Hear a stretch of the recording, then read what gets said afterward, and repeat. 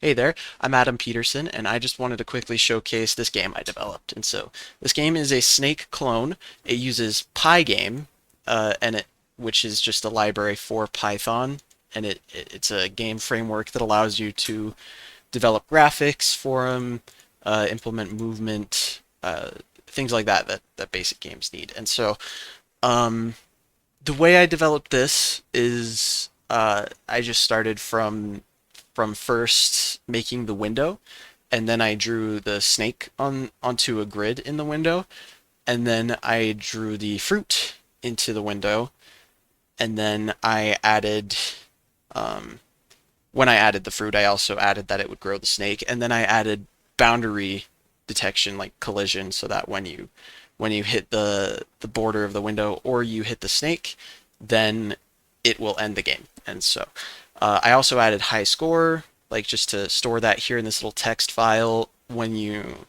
get a high score, it will save it to that.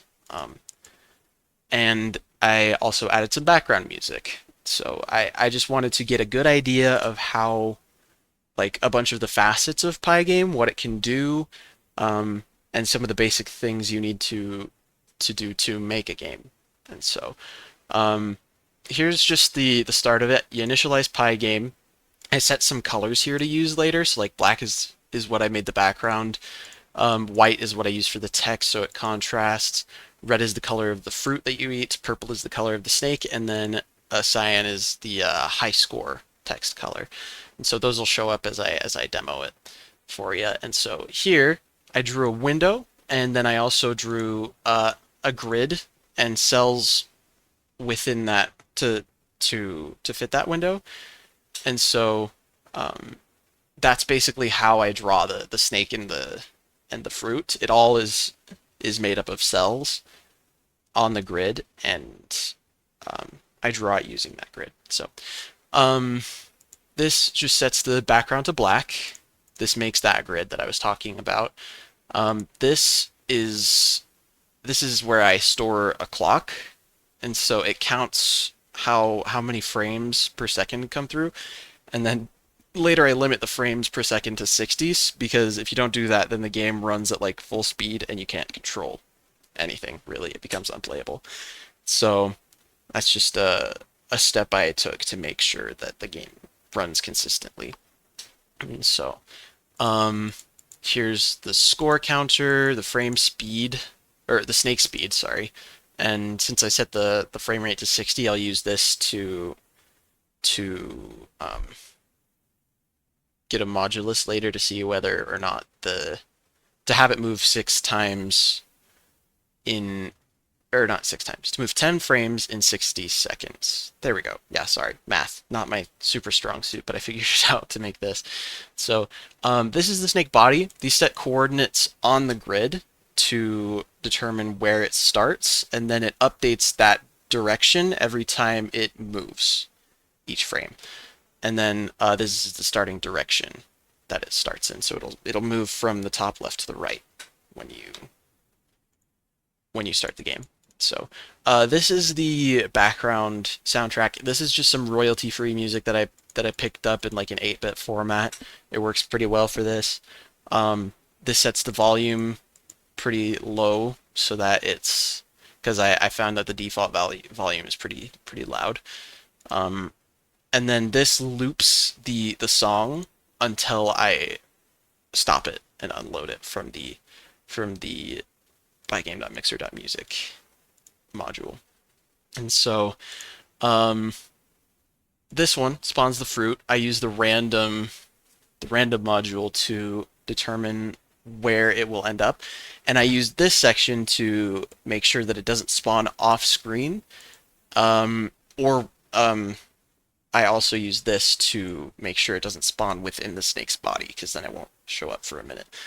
So, um, and then the last thing I do before actually running main here, where everything, like where the main game loop is, I initialize the fruit coordinates with this. So, oh, oops. It stores the fruit chords, uh, and then uses this to actually set them first. So it sets them and then stores them in fruit chords. There we go. Sorry, English is not great at the moment. And so this main makes sure that all those variables we just set are available. This isn't a permanent solution because generally using global variables isn't a great idea, but like it works for now, and if I want to change that later, then I can, and it won't be too hard. So, um, and then this right here starts the direction changed variable and sets it as false initially. And so what that does is I was having some issues where the game would require the presses to be really precise, otherwise it sometimes wouldn't move. Or if you move like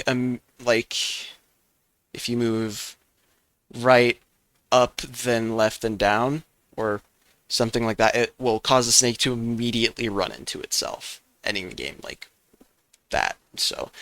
Um, so I kind of made a little bit of a buffer here, where uh, when you press it, it'll set the direction, like a direction. This is for specifically like the up key.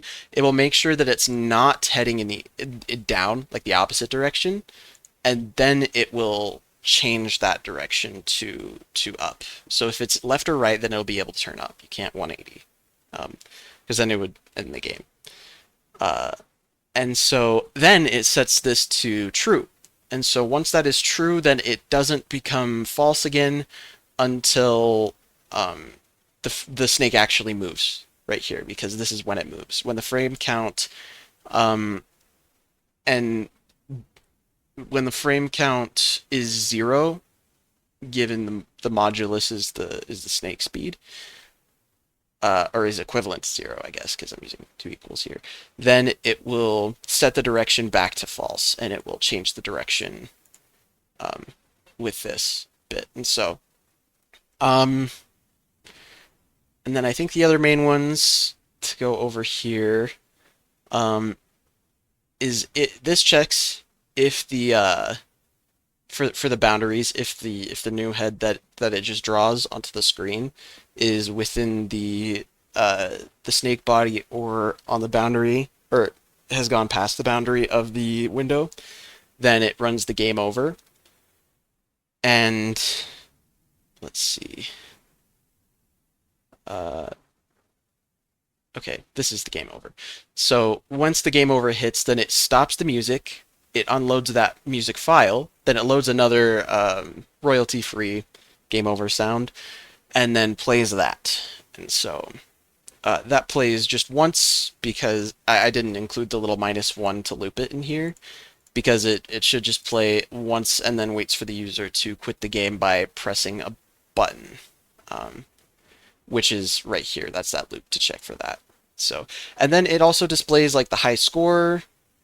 It displays the oh wait, no, it displays the high score up here. It displays whether or not it is a new high score with a little message right there. And then these are like this one is the game over. That's the score you got during this run, not the high score, but the current score for the game you just played. And then it tells you you can quit by pushing any button or by quitting the window. Okay, and then that's the logic for that right here that I mentioned earlier. If you press a button, then the system quits the game. So, and this saves your high score to the text file. So it checks to see, well, first it grabs the information in the high score text file and then saves it. If you don't have a high score file yet, like you don't have a high score.txt, then it'll create a temporary variable called current high score equals 0. It'll equal it to 0. And then if the current high score is lower than the score you just got, then it will open a new file or write to an existing one called the high score.txt, and it'll write that score given that it was higher than that score. Otherwise, it just returns false, and it will not save it, and it will just continue on its way, because that probably means that the high score exists and it's higher than what you just got. So, and then this just calls the program. So let's actually play this really quick after I've explained everything. There's the background track. I made sure the score was only 1 so I could show what the high score looks like. So let's do that. Plays that little game over jingle. Shows that we have a new high score in that message. It displays that, and it displays our final score, and it lets us know we can push any key to quit, or we can just quit the window, and it will quit it cleanly as well. So let's try that one more time. I'll just die immediately so we don't see that little message at the top. See? It doesn't say that there is a new high score. It just tells us what the high score is and our final score, and once again, press any key to quit. So that's my game. It took a little while, taught me some good things, so it was a good project overall, I'd say. So thanks for watching. Hope you have a good one.